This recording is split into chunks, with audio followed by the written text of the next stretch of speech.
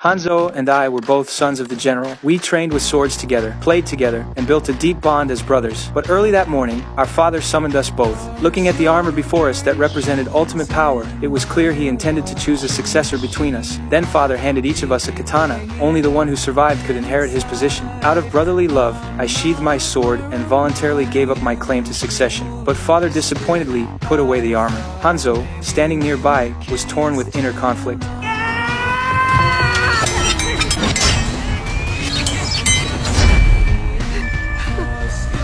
I never imagined my brother would actually turn on me for power. Heartbroken and disillusioned, I left home without looking back. 20 years later, father died. The funeral bells echoed over Tokyo. Having lived in hiding under a false identity, I retrieved the weapons I had prepared for years.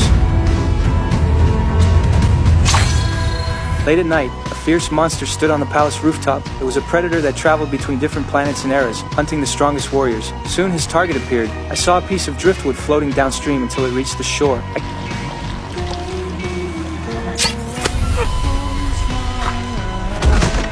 carefully climbed the wall using my kunai, but I didn't know the invisible predator was watching my every move. Soon I located Hanzo's position, but then a samurai in the watchtower spotted me. Just as he was about to sound the alarm, I threw out my chain and wrapped it tightly around the bell.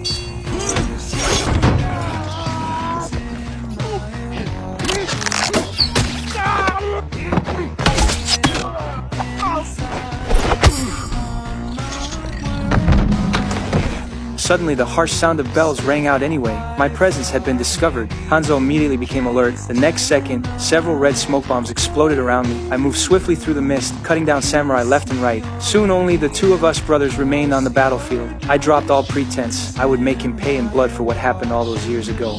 We immediately engaged in combat, but Hanzo, who had lived a life of luxury, clearly couldn't adapt to this life or death struggle.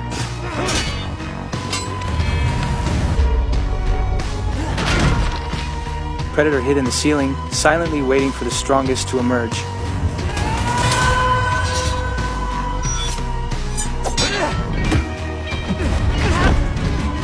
Our battle was evenly matched. We fought from the ground to the air. Hanzo's katana got stuck in the wood. I seized the opportunity and kicked him away. Hanzo could only dodge while putting on our father's armor, but even so, he was still no match for me. After a fierce assault, I cornered him.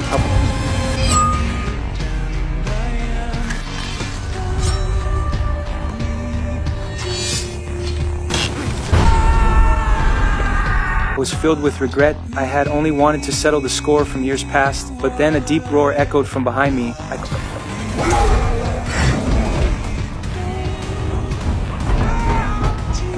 threw a smoke bomb. The samurai outside rushed into the room, and the next second they were met with a bloody massacre.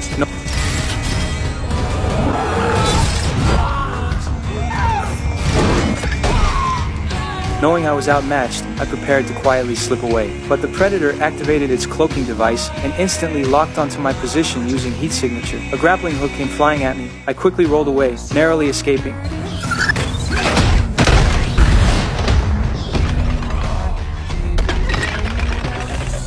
We began a parkour chase across the rooftops, but as the universe's ultimate warrior, the predator quickly caught up. In the critical moment,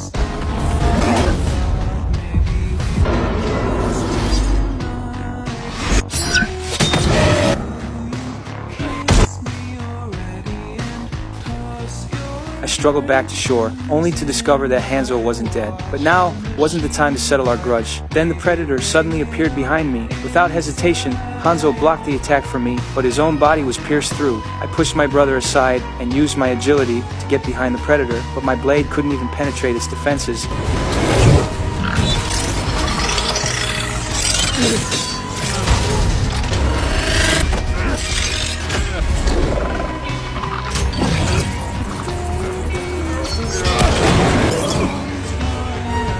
The enraged predator pinned me down. In the critical moment, Hanzo attacked from behind, but this small wound not only failed to kill the predator, but completely enraged it. I mustered my last bit of strength.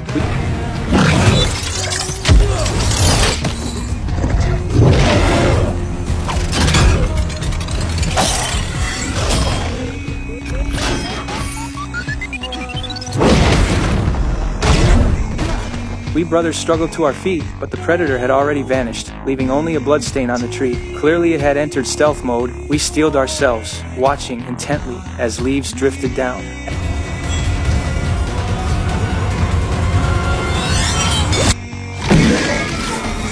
After this life and death crisis, we brothers finally buried the hatchet, but Hanzo, too severely wounded, collapsed anyway. Just then, a collar suddenly appeared around my neck,